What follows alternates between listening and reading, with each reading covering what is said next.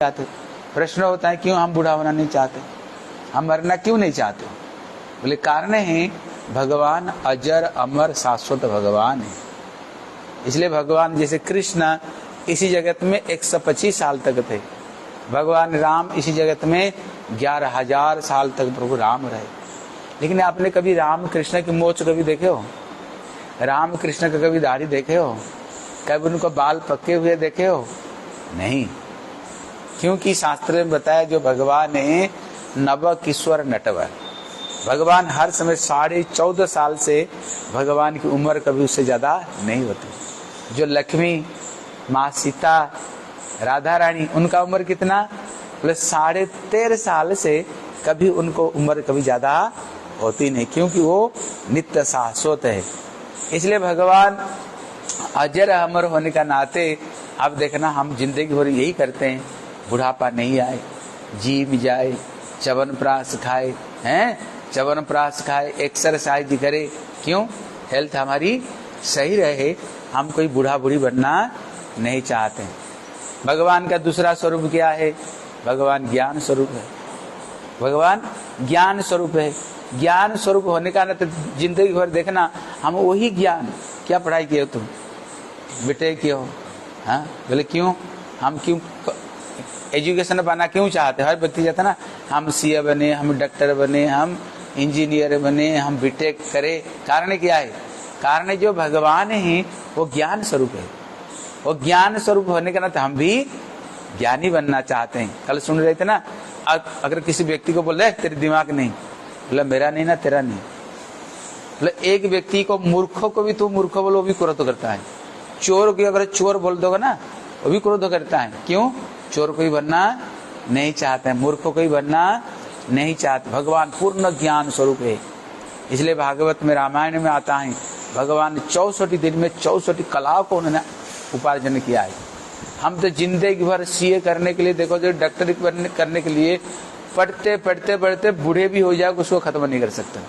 लेकिन भगवान जगत में 64 आर्ट है, कला है, लेकिन भगवान 64 दिन में ही भगवान ने 64 विद्या को अध्ययन कर दिया। क्यों? सारे विद्या का मूल भगवान ही है। इसलिए हम भी उसी ज्ञान खोज में, और भगवान आनंद स्वरूप है। और जिंदगी भर क्या चाह रहे बताओ? क्या चाह रहे? सुख चाहते, आनंद चाहते। क्यों? भगवान आनंद स्वरूप है। ठीक है ना? इसलिए हम ये चीज को चाह रहे हैं। इसलिए कारण है भगवान सच्चिदानंद स्वरूप है। इसलिए स्वाभाविक रूप में होने का नाते हम स्वाभाविक रूप में वही चीज को खोज करते हैं। हाँ? एक उदाहरण देकर समझाए, जैसे एक पत्थर आप ऊपर फेंकोगे वो किधर आएगा? नीचे आएगा। बल्कि क्यों नीचे आएगा? क्योंकि उसका जो मूल है वो पृथ्वी है, वो पृथ्वी का ही एक टुकड़ा है। इसलिए ऊपर फेंकने पर कहाँ आता है? फिर वही नीचे आती है। जैसे कोई दिया जलाओ, उसका लो किधर जाएगी? ऊपर जाएगी। बोले ऊपर क्यों जाएगी? क्यों? उसका जो मूल है वो सूरज है, सूरज ही मूल, अग्नि वही है, इसलिए उधर जाती है ना? जैसे किसी पानी को डालो किधर जाएगी? नीचे, पहले नाली में, फिर नदी में, और लास्ट में समुद्र में जाएगा। हाँ, लास्ट में समुद्र। क्यों? वो जो पानी बाष्पित तो होकर के वही से ही आया है। इसलिए आने का नाते हम लोग जिंदगी भर क्या है, क्या ढूंढते हैं? सुख ढूंढते हैं। बोले क्यों सुख ढूंढते हैं? कारण है कृष्ण गीता में कहते हैं अर्जुन ममई बांस जीवलोके जीवभूत सनातन। कहते हैं अर्जुन जीव कौन है? कहते मेरे संतान है। पिता अहम से जगत धाता माता पिता मोह, जगत का पिता माता भाई बंधु मैं हूँ। कहते ना तुमैव माता च पिता तुमैव बंधुस्स सखा तुमैव विद्याम द्रविण तुमैव सर्वम मम देवता। भगवान ही हमारी पिता माता भाई, भगवान ही है। इसलिए भगवान हमारे पिता माता होने का नाते, इसलिए भगवान में जो गुण हमारे अंदर में वही गुण है। इसलिए भगवान आनंद स्वरूप है। लेकिन हम जिंदगी भर क्या सोच रहे हैं? आनंद कैसे प्राप्त करें, आनंद कैसे मिले, है ना? आनंद कैसे मिले? अभी प्रश्न होता है, हम तो चाहते हैं आनंद, लेकिन आता है दुख, आता है दुख। जैसे सामने एक समस्या, हम सोचते हैं अगर किसी तरह से ये एक समस्या हल हो जाएगा ना भैया जीवन में चैन मिलेगा। लेकिन आप प्रैक्टिकल रूप में देख लेना, वो एक दुख तो तुम्हारी गई नहीं, पीछे और एक दुख खड़ी है। अब सोचते हो भैया ये किसी तरह से ये 2 दुख चली जाए, शांति मिलेगी। अब देखना 2 गई तो नहीं, देखना पीछे 3 खड़ी है, खड़ी पीछे 3 ही खड़ी है। अब जैसे हाथी दल दल दल दल में फंसता है ना, हम भी संसार में दुख को दूर करने के लिए जिंदगी भर करते करते करते करते जिंदगी बीत जाता है। हम सुख किसको मानते हैं? सुन लो, सुख किसको मानते हैं? बोले दुख प्रतिकारम सुख अवमन्यते गृही। केवल दुख का प्रतिकार को ही सुख मान रहे हैं। अभी सुख जीवन में नहीं आई है, सुख नहीं आई है। हम सोचते हैं बेटा शायद पढ़ लेगा तो सुख मिलेगा, पढ़ लिया। बेटे को अगर नौकरी मिल जाएगा तो सुख मिलेगा, बेटा नौकरी कर लिया, अभी बेटे का शादी की तैयारी करो। बेटा शादी कर लेगा तो सुख मिलेगा, शादी कर लिया। फिर क्या सोचते हैं? अगर बेटा का भी बच्चा है नहीं, अगर बेटा का बच्चा हो जाएगा ना सुख मिलेगा। फिर बेटा का बच्चा हो गया, फिर सोचते हैं अगर ये लिखा पढ़ाई जिंदगी भर बढ़िया से कर रहे ना सुख मिलेगा। आप देखना, करेगा तो सुख मिलेगा, करेगा तो सुख मिलेगा, करते करते जीवन चले जाता है। हम इसको ही तो सुख मान रहे हैं। ये भागवत में ये प्रश्न कर रहे हैं, भागवत में प्रश्न कर रहे हैं, ये सुख मिलेगा कैसे? कहते केवल हम दुख का प्रतिकार को ही सुख मान रहे हैं। अब देखना 100 साल हो गया हम ट्रेनिंग, अब देखना 200 साल का प्लानिंग बनाकर बैठे हुए। सर ये करनी चाहिए, ये करनी चाहिए, ये करनी चाहिए, ये करनी, सब प्लानिंग के ऊपर प्लानिंग कर रहे हैं। इसको ही हम सुख मान रहे हैं। लेकिन जिंदगी में वो करते करते करते करते जीवन चले जाती है, लेकिन जीवन में हाथ में सुख नहीं आता है। फिर अभी प्रश्न होता है, यहाँ प्रश्न आता है, फिर सुख क्यों नहीं मिल रहा है? सुख क्यों नहीं मिल रहा है? इसलिए हमारे वेदांत का पहला सूत्र है, कहते अथातो ब्रह्म जिज्ञासा। उसमें 3 वर्ड आया, अथः अतः ब्रह्म जिज्ञासा, 3 वर्ड आया उसमें। कहते जीवन में सुख ढूंढते हैं, जीवन में सुख ढूंढते हैं। प्रश्न है सुख क्यों नहीं आता है?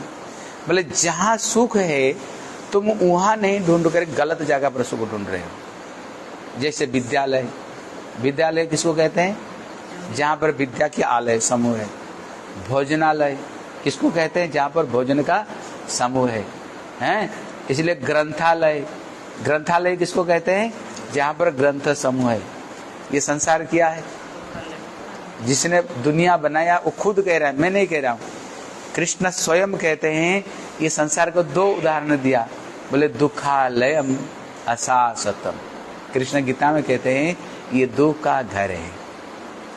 अब देखना, कोई तन से दुखी, कोई मन से दुखी, कोई धन से दुखी, कोई बेटा से दुखी, कोई बहू से दुखी, कोई काम से दुखी, कोई परिवार से दुखी, कोई शरीर से दुखी, कोई पड़ोसी से दुखी, कोई काम धंधा से दुखी। किसको ऊपर से पूछे कैसे हो, मुंडी हिलाएगा, ठीक ठाक है। लेकिन उसको पास में बैठ जाओ थोड़ी सी, देखना एक एक चीज निकलना शुरू होगा, उसको एक एक चीज निकलना शुरू होगा। हाँ, एक एक चीज, अरे ये नहीं हुआ, ये नहीं हुआ, बच्चे बात नहीं सुनते, घर में बहू आ गई, तब से क्लेश शुरू हो गया, पहले हम बढ़िया थे। अब देखना एक एक बात धीरे धीरे अंदर अंदर में निकलना शुरू होता है, हैं? निकलना शुरू होता है। इसलिए यहाँ पर बताए सुख क्यों नहीं मिल रहा है? बोले कारण है, जहाँ सुख है तो वहाँ सुख ढूंढ नहीं रहे, तुम गलत जगह पर सुख ढूंढ रहे हो। भगवान खुद कहते ये दुख का घर है और संसार में अशाश्वतम। अशाश्वतम मतलब आज है कल नहीं है, आज है हम कल नहीं है, क्योंकि संसार नश्वर है, इसलिए उसका नाम संसार।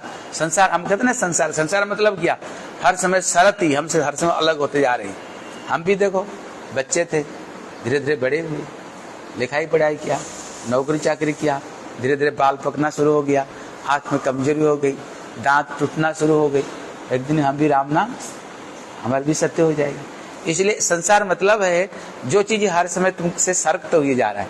हर चीज देखना हमसे, सब चीज अलग अलग अलग अलग होते हुए जा रहे हैं। ये घर भी बनाया, एक दिन ये भी टूटेगा, ये भी धीरे धीरे पुरानी हो जाएगा। इसलिए ये जगत में कोई भी वस्तु शाश्वत नहीं है। इसलिए कहते दुख का एक ही कारण है, जहाँ सुख है ना हम वहाँ सुख को वहाँ नहीं ढूंढ करके हम सुख को गलत जगह पर ढूंढ रहे हैं, इसलिए सारे दुख का कारण है। तब कहते भैया फिर सुख मिलेगा कहाँ? बोले अथा तो ब्रह्म जिज्ञासा, सुख मिलेगा जो सुख स्वरूप है, जो आनंद स्वरूप है, जो रस स्वरूप है, उनकी शरण में जाओ, उनकी शरण में जाओ। लेकिन हमारे मन में क्या बैठा हुआ जानते हो? शायद लिखा पढ़ाई करके नौकरी चाकरी करके ज्यादा पैसा कमा लेंगे ना, जीवन में सुखी हो जाएंगे। यही तो हमारे मन में बैठा हुआ था कि नहीं? यही मन में बैठा हुआ है, बहुत पैसा कमा लेंगे तो। अब जो ज्यादा पैसा कमाए उसको जाकर पूछो, बल्कि जिसको पास में थोड़ी सी पैसा वो चैन से जीवन बीत रहा है। आप देख लेना, जिसको पास में जितने पैसा है उतना बेचैनी, उतना दुखी, उतना समस्या में, रात में साथ नींद का गोली खाने पर भी उसको नींद नहीं आती है, इतने टेंशन उसको पास में, इतने टेंशन। अब बताओ रावण के पास में क्या नहीं था? सोने की लंका। हमारे पास में कितने पैसा होगा बताओ? सोने की लंका।